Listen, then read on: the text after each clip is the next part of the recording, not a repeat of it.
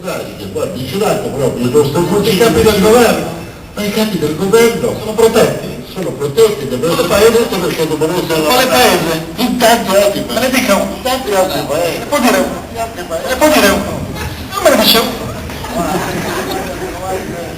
Dica l'appello per costituzionalisti su Repubblica.it. Mi può dare un esempio di paese?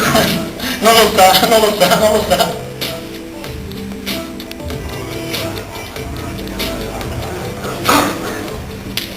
Presidente, scusi, salve. Sono Ricca, piacere. No, Piero Ricca mi chiamo. Sto facendo un documentario per la TV svizzera su queste ultime leggi. Ah, scusa, sta parlando al telefono. Quale legge? Allora, io ho capito, ho sentito a Radio Giornale questa mattina che l'emendamento Berselli-Vizzini viene ritirato in favore della legge Alfano. Allora, per essere chiari, io mi occupo della legge regionale perché sono presidente della regione siciliana e dei miei disegni di legge. Come leader politico? Sono d'accordo con quello che fa questo governo, di buono, e non legge Alfano? quello che va male. La condivido. Perché? Ma non è un'impunità un po' contro l'articolo 3 della Costituzione? Certo, dicono che è uno scandalo. Anche il caso Cuffaro, per dire. I tanti politici che sono conniventi con la mafia. Ma esiste lo scandalo della connivenza fra politica e mafia? Come la gente come me? Perché sono uno scandalo io, Presidente? Ha detto che esiste lo scandalo della gente come me che non sa cosa vuole. Vorrei una politica un po' più seria, quindi so cosa voglio. Va bene, Presidente della Regione.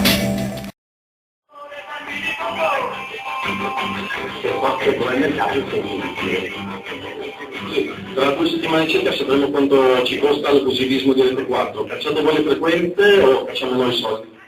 È una domanda che non capisco, come non capisco dopo le sentenze che ci sono state. Che corto?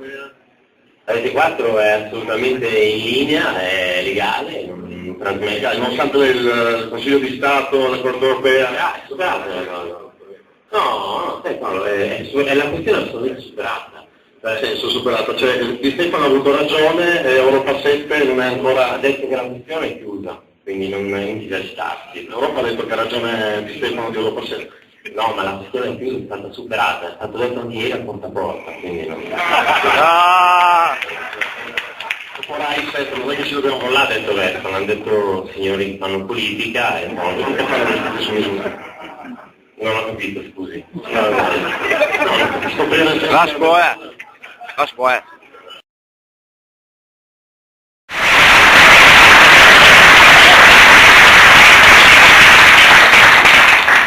Grazie e buon pomeriggio a tutti.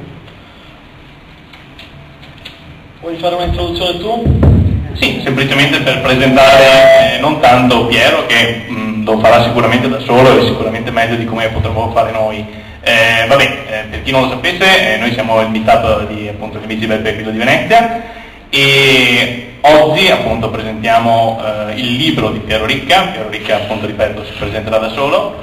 Il motivo per il quale abbiamo voluto invitare Piero qua. Innanzitutto va detto che Lorenzo già un anno fa gli aveva chiesto a Piero se voleva venire da noi per farci appunto conoscere il suo modo di parlare, il suo modo appunto di interagire con effettivamente le classi forti. E la verità è che Piero molto candidamente gli ha risposto: guarda, io sono un intervistatore, sono un libero cittadino che dice la sua e chiede agli altri che cosa fanno, potrei essere un buon moderatore. Se avete bisogno di me, sappiate che sono qua.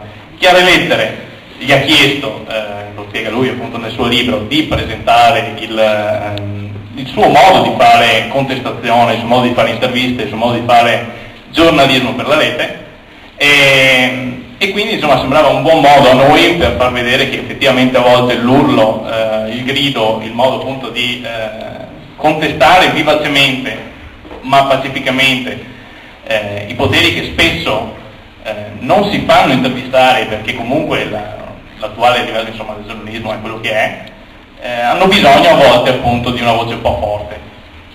Per quel che riguarda proprio il libro, ci sono alcune parti che sicuramente meriterebbe forse di affrontare più nel dettaglio, guarderemo i video. È un libro di interviste, È un libro, io l'ho letto e devo dire la verità, se forse non ci fosse stata l'occasione che Piero venisse qua oggi, probabilmente non l'avrei letto. Avrei fatto male perché, non lo dico veramente per fare pubblicità, non ci guadagniamo nulla. È un bel libro, è un libro di interviste, quello che dovrebbero fare i giornalisti.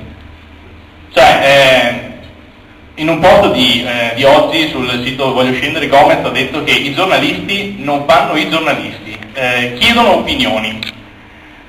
Se uno vuole sentire le opinioni, probabilmente si guarda il TG1 e va bene, però poi ci vuole l'approfondimento. L'approfondimento in Italia non esiste, l'approfondimento è porta a porta, l'approfondimento è sipario, questo è l'approfondimento in Italia. Manca l'approfondimento, i giornalisti dovrebbero fare questo.